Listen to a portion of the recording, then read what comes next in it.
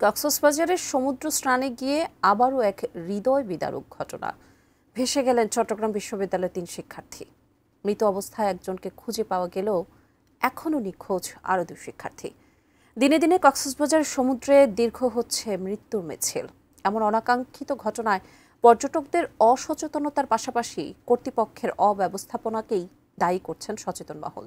কামরুল হাসানের ক্যামেরায় বিস্তারিত জানাচ্ছেন আমাদের কক্সবাজার প্রতিনিধি অর্পণ বড়ুয়া। বিশ্বের দীর্ঘতম সমুদ্র সৈকত কক্সবাজারে লেগে থাকে ভ্রমণ পিপাসুদের ভিড়। পর্যটকদের বাত ভাঙা উচ্ছ্বাস আর আনন্দ উদযাপনের মাঝে কখনো কখনো সমুদ্রে ঘটে সলিল সমাধি, নেমে আসে বিষাদের ছায়া। যে 2 জন নিখোঁজ আছে তাদেরকে আমরা চেষ্টা করতেছি উদ্ধার করার জন্য। জনকে আমরা তার বডি রিকভার করতে সক্ষম হই, আর 2 জন রিফ কারেন্টের কারণে হয়তো একটু দূরে চলে যেতে পারে। আমরা চেষ্টা করছি ওই 2 জনকেও রিকভার করার জন্য।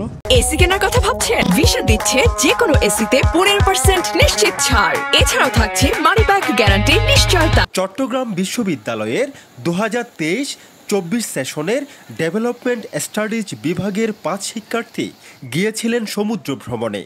মঙ্গলবার সকালে হিমচড়ির জাদুঘর এলাকায় সাগরে গোসল করতে নামেন 3 জন, সাবাব, অরিত্র হাসান এবং আসিফ আহমেদ। হঠাৎ ঢেউয়ের তোড়ে ভেসে যান 3 সহপাঠী।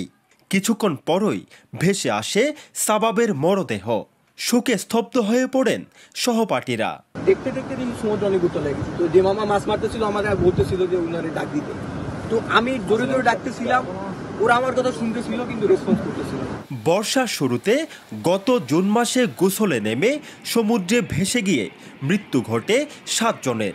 উদ্ধার করা হয় 30 পর্যটককে। গত 10 বছরে কক্সবাজারের সমুদ্রে মারা গেছেন 60 জন পর্যটক।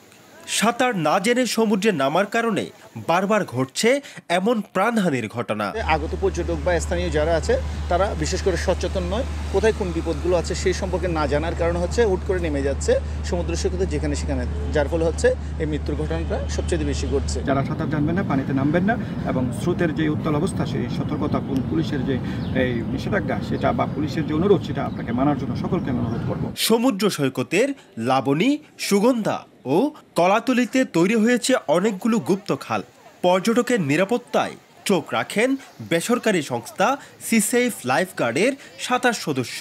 তাদেরও রয়েছে পর্যাপ্ত জনবল, আধুনিক উদ্ধার সরঞ্জাম ও মেডিকেল সাপোর্টের অভাব। অর্পণ বড়ুয়া, এটিএন নিউজ, কক্সবাজার।